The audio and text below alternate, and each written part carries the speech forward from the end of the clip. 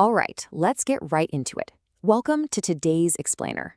I'm putting my retired military strategist hat back on today to walk you through a truly critical national security briefing.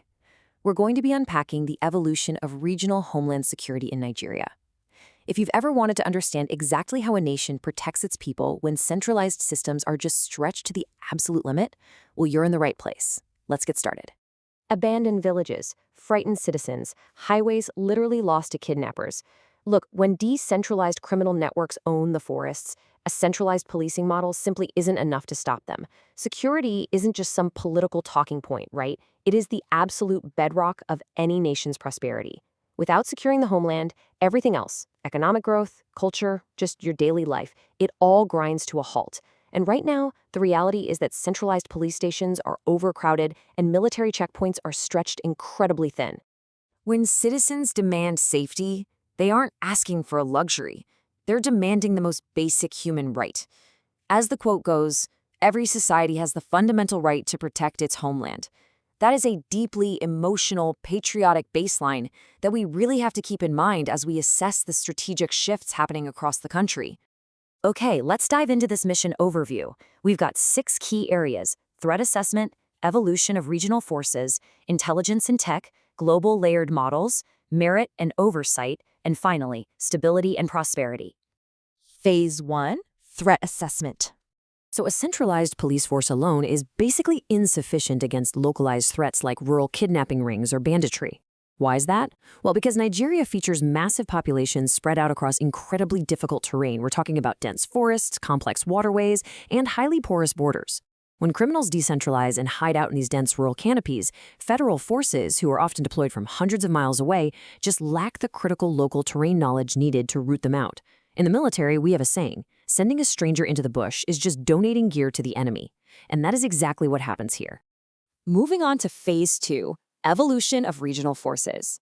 Historically, we've seen a rapid geographic emergence of localized units across distinct regions. Back in 2003, the Hizb Corps formed in the north. Fast forward to 2013, and the Civilian Joint Task Force emerged in the northeast to counter severe insurgency. In 2020, the Amotekun Corps was established down in the southwest, followed really closely by Abu Bayagu in the southeast in 2021. The original purpose of each of these groups was fundamentally the exact same: to protect their specific local homelands using that deep cultural and geographical knowledge that outsiders just don't have. When we compare relying solely on centralized security with a layered homeland security approach, the tactical advantages become painfully obvious. A centralized force might have superior firepower, sure, but layered defense relies on locals who intuitively understand the waterways, the forests, and the local dialects. They're able to spot suspicious movements immediately and assist federal agencies, basically acting as the crucial eyes and ears on the ground. All right, Phase 3, intelligence and tactical tech. Modern surveillance technology is the ultimate force multiplier here. We aren't just talking about handing out walkie-talkies, we're talking about integrating GPS tracking for rapid emergency response and using digital databases for seamless intelligence sharing. Now, what's really interesting about this integration is that by adding CCTV networks, cyber intelligence, and drones, you literally elevate a simple neighborhood watch into a highly effective intelligence-led security network. Let's break down the exact tactical sequence of how this works in the field. First, drones identify suspicious movement deep within the rural forest canopies. Second, that aerial intelligence is beamed directly to regional emergency response centers. And third, those centers cue the local patrol networks. Because those local boots on the ground already know the hidden trails and the terrain, they can intercept threats like rural kidnapping rings long before the criminals can vanish back into the bush. It's an incredibly effective 1-2 punch. Let's look at Phase 4, global layered security models.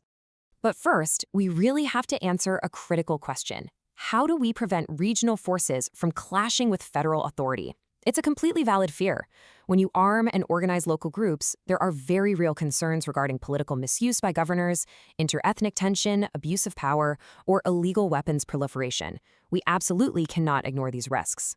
So, the solution actually lies in constitutional frameworks that have been proven globally. Take Germany, for example. They successfully maintain robust state-level police that cooperate seamlessly with their federal police. The United States has local and state police operating right alongside federal agencies like the FBI and Homeland Security. India and Canada use layered regional structures perfectly nested under unified constitutional frameworks. The key takeaway? State-level security should support, rather than compete with, a unified federal security doctrine. Now for Phase 5, merit, training, and oversight. You have to enforce strict standards regarding who gets to wear the uniform. So the crucial point is that while recruitment must absolutely prioritize local sourcing to get that vital indigenous knowledge, it has to be paired with rigorous, uncompromising vetting. We need strict background and anti-corruption checks, thorough psychological evaluations, and, this is key, mandatory human rights education.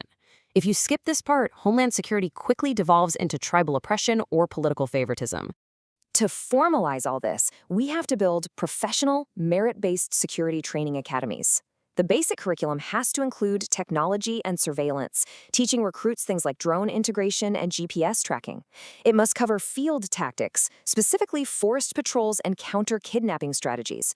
And equally important, it must cover civilian relations, really hammering home human rights and community trust. Discipline is strictly non-negotiable. Ultimately, the absolute best intelligence comes from a community that trusts its protectors. And how do you build that trust? Through local town hall meetings. These open dialogues between citizens and security forces serve a dual purpose. They act as independent oversight to ensure accountability, and they are vital for gathering life-saving community intel. When the people actually trust the uniform, they will tell you exactly where the threats are hiding. Finally, Phase 6, stability and economic prosperity. The strategic outcome here is clear, and this brilliantly illustrates the direct, measurable correlation between regional safety and economic dividends. Clear the forests of threats, and what happens? You see an immediate spike in agricultural output. Farmers can safely return to their land, traders can reopen rural markets, and overall investor confidence surges. Peace is literally the prerequisite for prosperity. As we wrap up this briefing, remember, true Homeland Security is not just about drones and military checkpoints. Weapons alone do not secure a nation. A lasting regional security system relies completely on justice, rigorous professionalism, unity across ethnic lines, strict accountability, and responsible leadership. I want to leave you with this final thought based on the sources we've unpacked today. Will we choose to build a modernized, layered defense of unity and justice, or will we leave our most vulnerable communities unguarded?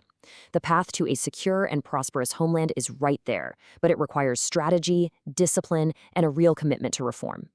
Think about that as you process everything we've covered in this explainer today. Thanks for joining me.